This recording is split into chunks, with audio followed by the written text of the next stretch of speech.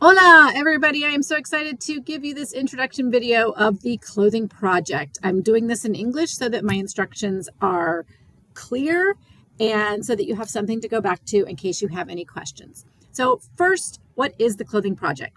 So the goal of this project is for you to interact online with multiple websites that are in Spanish where clothing is sold that's either secondhand or sustainable. So I have pre-curated for you a list of websites that you can use that are all located in Spain to shop for clothing items. Now, you're either shopping for a new wardrobe for yourself with 15 sustainable items, the most essential items you might need in your wardrobe, or you are doing a makeover on a Mason Middle School staff member. So you're going to choose one of those options.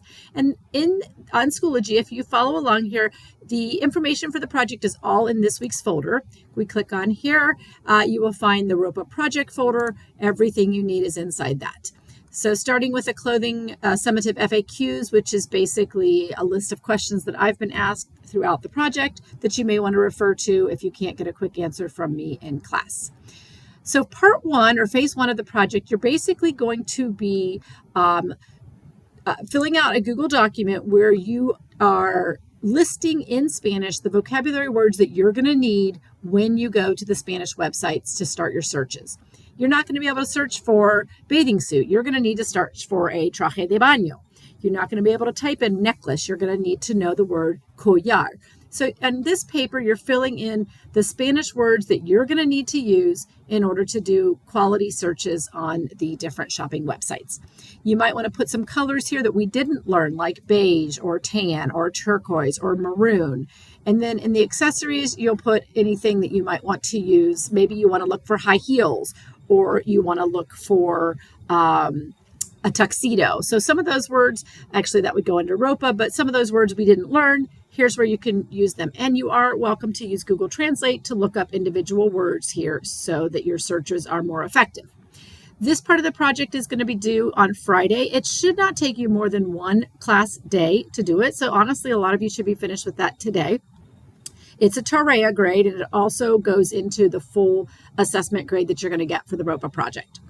Once you've completed this, phase one, you get to go to the fun stuff, and that stuff is the shopping.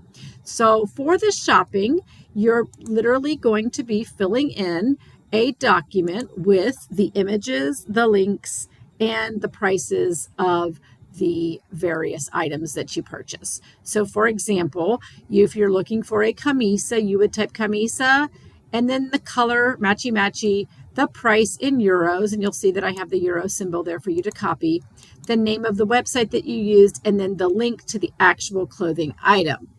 You'll fill this sheet up with the items that you're going to purchase, and then once this is done, you'll start to put together your presentation.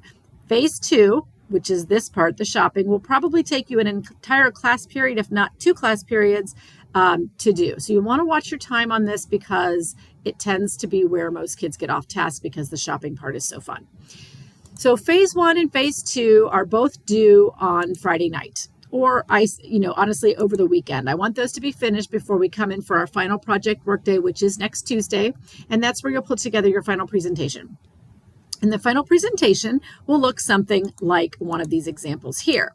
So we've got an example here of Miss Bradley, and students have an example of her picture on the left and then a list of all of her 15 clothing items. You'll notice each item has colors, price, and the website along with a cut and pasted picture of the item.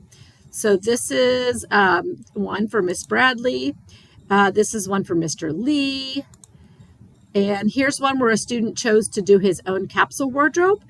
You'll notice he has the price in euros, the place that he shopped, and a description of the item in Spanish with the color word. Matchy, matchy, matchy. So matchy, matchy, matchy is very important on this as you have time to edit and review and redo your sentences, or not sentences, your phrases.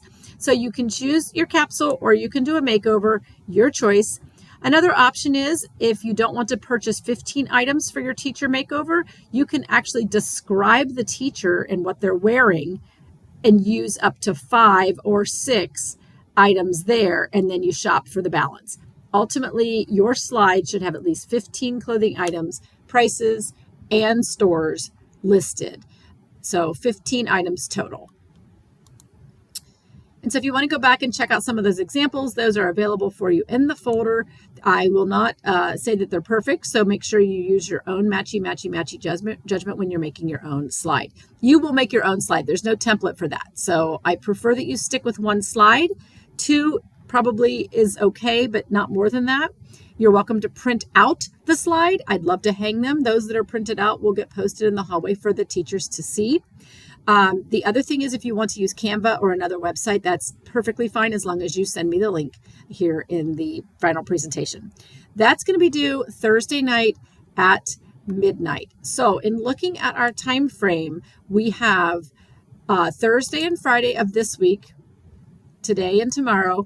Monday we have a guest speaker, but any time left after the guest speaker, you can work on the clothing project. You will also have all day Tuesday in class to work on the clothing project. Wednesday we'll be doing something else. Thursday we'll be doing something else, but the clothing projects are due midnight Thursday night before your long 4-day wonderful weekend. I'd like to have all of them in so that I can grade them and have them back to you when you come back to school after the 4-day weekend. If you have questions, please put them on the summative question FAQ, which is in the folder, or feel free, you can email me, ask me. I'm happy to answer. I hope you have fun. I love this project. I can't wait to see what you come up with. And thank you for listening.